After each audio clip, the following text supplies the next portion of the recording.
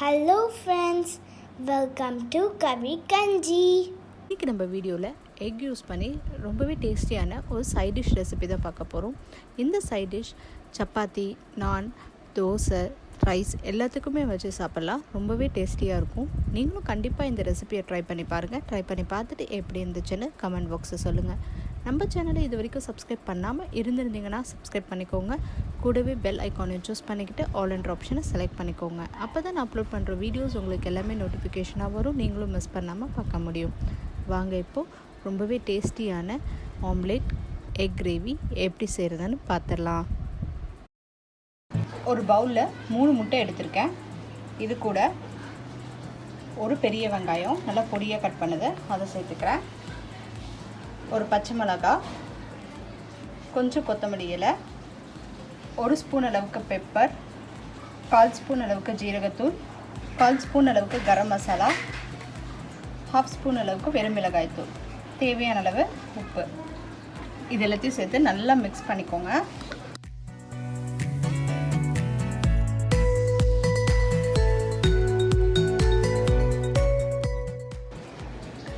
இப்போ நல்லா மிக்ஸ் பண்ணியாச்சு. இதை நம்ம ஆம்லேட்டாக ஊற்றிடலாம். இப்போ ஒரு பேனில் பட்டர் இல்லைன்னா நெய் தடவி வச்சுக்கோங்க. இதில் நம்ம மிக்ஸ் பண்ணி வச்சிருந்த எக் சேர்த்துடலாம். இப்போ கிரேவிக்கான மசாலா ரெடி பண்ணிடலாம். அதுக்கு நான் ஒரு 150 ml தயிர் எடுத்திருக்கேன். அதை ஒரு மிக்சர் ஜாரில் சேர்த்துக்கோங்க.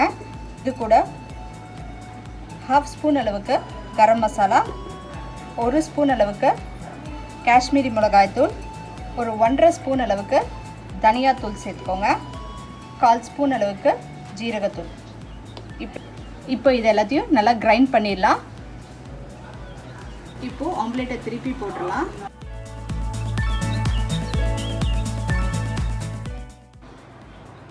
இப்போ நமக்கு ஆம்லேட் நல்லா குக் ஆயிடுச்சு. இதை வந்து ஒரு பிளேட்டுக்கு ட்ரான்ஸ்ஃபர் பண்ணிடலாம். இப்போது அதே பேனில் நான் ஒரு 2 ஸ்பூன் அளவுக்கு எண்ணெய் சேர்த்துக்கிறேன். கடுகு உளுத்தம் பருப்பு சேர்த்துக்கிறேன். கடுகு நல்லா பொரிஞ்ச உடனே ஒரு 5 பூண்டு பல் தட்டி வச்சுருக்கேன், அதையும் சேர்த்துக்கிறேன்.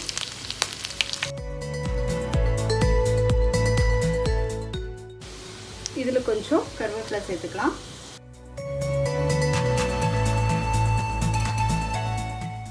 இப்போ நம்ம அரைச்சி வச்சுருந்த தயிர் மசாலாவை இது கூட சேர்த்துடலாம்.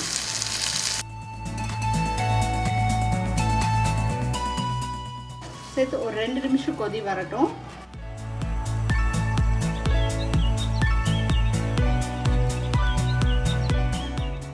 இப்போ நமக்கு மசாலாவில் நல்லா வெந்து எண்ணெய் கொஞ்சம் கொஞ்சமாக பிரிய ஆரம்பிச்சிருச்சு. இதை பாருங்கள்.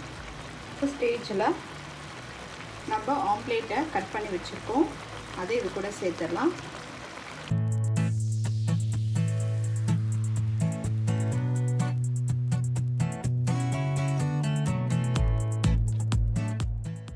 நல்லா கிரேவியில் மிக்ஸ் பண்ணி விட்டு ஒரு 2 நிமிஷம் குக் ஆகட்டும் இந்த கிரேவிலே.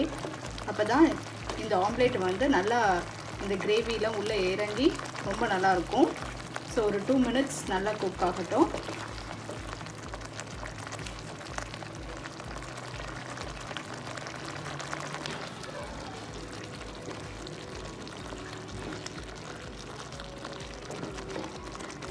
அதில் தான் நமக்கு மசாலாலாம் நல்லா இறங்கிடுச்சு ஆம்லேட்டில். இது ரைஸு, சப்பாத்தி, நான் எல்லாத்துக்குமே ரொம்ப நல்லாயிருக்கும். சாதத்துக்கு கூட அப்படியே வச்சு பரட்டி சாப்பிட்லாம். ரொம்ப டேஸ்ட்டாக இருக்கும். கடைசியாக கொஞ்சம் கொத்தமல்லி தழை தூவிடலாம். நமக்கு ரொம்பவே டேஸ்டியான ஆம்லேட் கிரேவி சூப்பராக ரெடி ஆகிடுச்சு.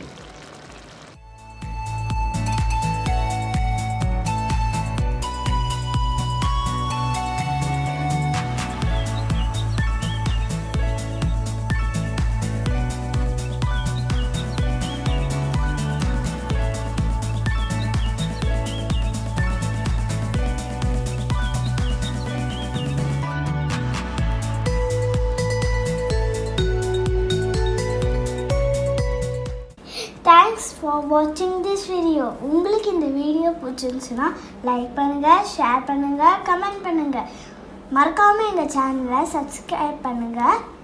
பக்கத்தில் இருக்கிற பெல் ஐக்கானையும் ப்ரெஸ் பண்ணுங்கள்.